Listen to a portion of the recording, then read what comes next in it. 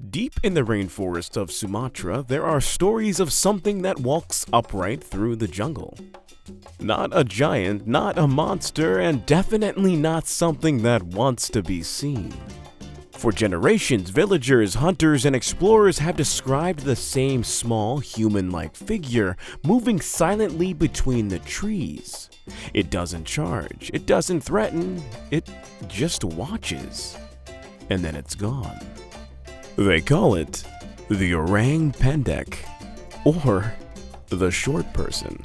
I'll be honest with you, the first time I heard about the Orang Pendek, my original thought was something more like, is that a little Bigfoot? Okay, right. But I was wrong. It's so much more than that. What makes this creature so unsettling isn't how frightening it is. It's just how ordinary it seems to the people who encounter it. In many parts of the world, stories like this are dismissed rather quickly. They're labeled folklore, misidentification, or exaggeration. But the Orang Pendek refuses to vanish, not because it's loud, but because it's consistent. Today we're not here to prove anything. Instead, we're here to understand just why this mystery has endured, and what it reveals about different parts of the world, ourselves, and what we just don't fully understand yet. So, let's start with an overview. The Orang Pendek is described as a small, upright, human-like creature reportedly living in the dense rainforests of Sumatra. Most accounts place its height between 3 and 5 feet tall. Witnesses describe short, dark hair, sometimes gray or reddish, broad shoulders, long arms, and powerful legs built for climbing and rapid movement through uneven terrain. But the most important detail is the one that appears again and again. The Orang Pendek walks fully upright. Not briefly, not awkwardly, but confidently, like a human. Witnesses describe its posture as balanced and deliberate. It moves through the forest with ease, navigating dense vegetation without hesitation.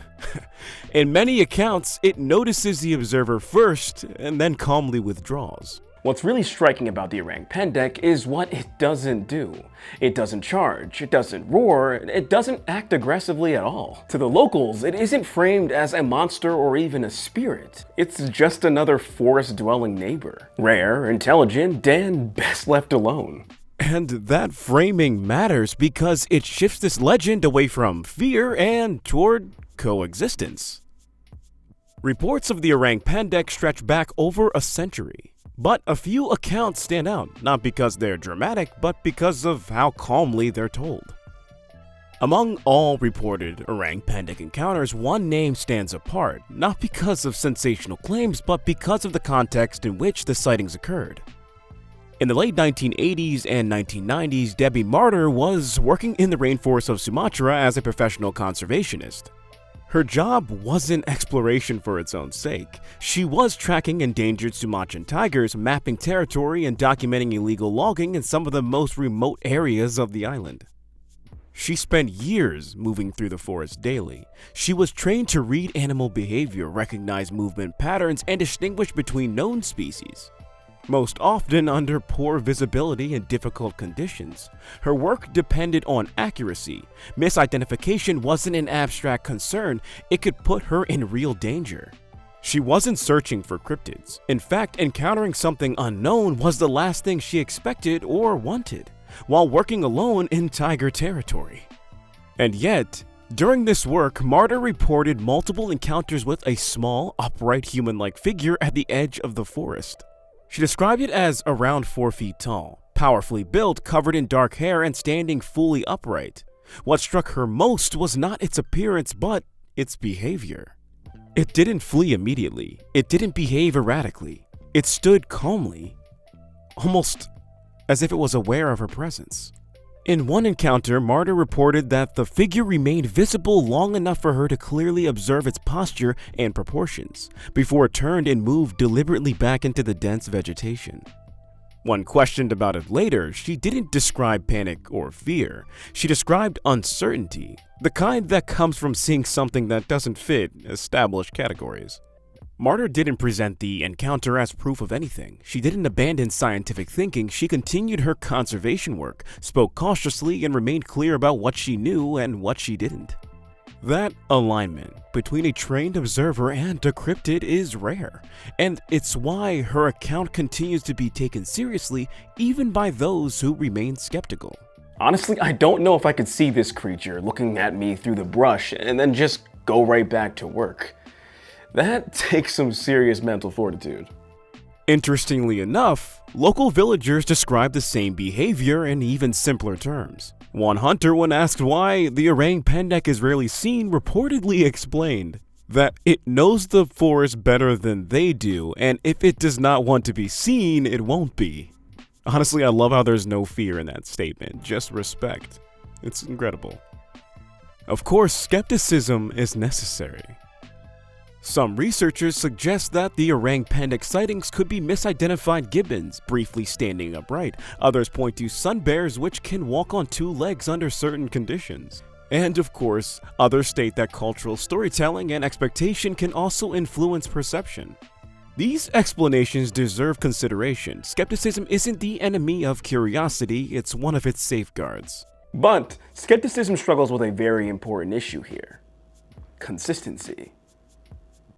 Descriptions of the Orang Pendek repeatedly include prolonged upright walking, ground-based movement, and deliberate posture, details that don't easily align with known animals. Skepticism does not erase the mystery. In fact, it sharpens it. And in cases like this, the most honest answer is usually the simplest one.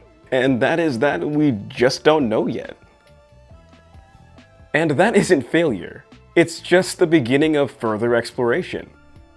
Sumatra's rainforests are among the most biologically dense and difficult environments on Earth. Heavy rainfall, rapid decay, and extreme terrain erase physical evidence quickly, even for species that we already know exist. But here's the thing. There is another reason why the Orang Pendek remains possible, one that quietly reshapes how we understand ourselves. In the early 2000s, scientists made an amazing discovery on Flores Island, just east of Sumatra. Inside Liangboa Cave, researchers uncovered the remains of a small-bodied hominin species. Honestly, just saying that this discovery was amazing doesn't even come close to the amount of credit it deserves.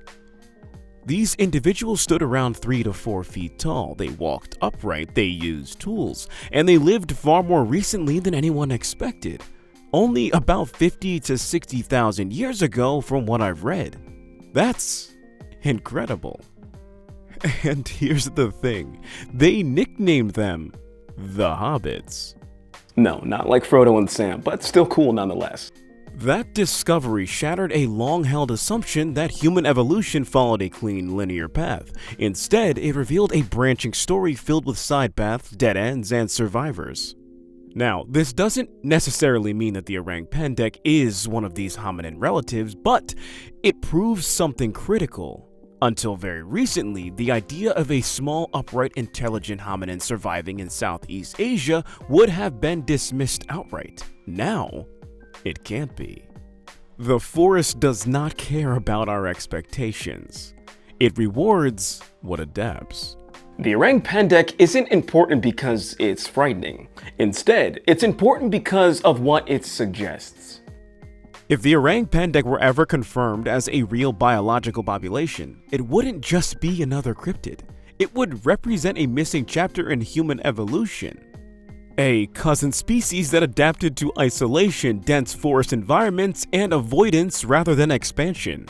Unlike many cryptids, the Orang Pendek does not require supernatural explanation. It doesn't fly, it doesn't vanish into thin air, and it doesn't behave like a myth. It behaves like something that learned how to survive by staying unseen. That possibility doesn't shrink humanity, it expands it. So, at least for now, the Orang Pendek exists in a quiet space between folklore and biology, not because it terrifies us, but because it humbles us. It reminds us that even now, in a world of satellites and digital maps, there are places where certainty dissolves, not because knowledge has failed, but because the world is older, wider, and more beautiful and complex than our expectations. The unknown doesn't exist to threaten us. It exists because curiosity still has room to grow. And whether the Orang Pendek turns out to be an undiscovered primate, a relic of human evolution, or something else entirely, its story is worth holding. Because mystery isn't a flaw in our understanding. Instead, it's a reminder that wonder still belongs here. Now, before I go, I want to hear from you. Not just what you believe, but how stories like this make you feel. Have you ever had a moment where the world felt just a little bigger than you expected? A place, an experience, or a question that didn't necessarily just scare you, but also stayed with you? If the Orang Pendek or any of my videos resonate with you in any way, curiosity, skepticism, wonder, and even uncertainty, share that in the comments. There's no right or wrong answer here. This channel isn't about convincing anyone of anything. It's about exploring the strange together, thoughtfully and honestly. And heck, if you enjoy approaching the supernatural this way, calmly, openly, without panic, consider subscribing. Paranormish is a place for curiosity without pressure, for mystery without fear, and for conversations that don't end when the video does. Because here's the thing. The unknown isn't going anywhere, so we might as well explore it together. I'm Josiah, and once again, it's been a pleasure. Stay curious.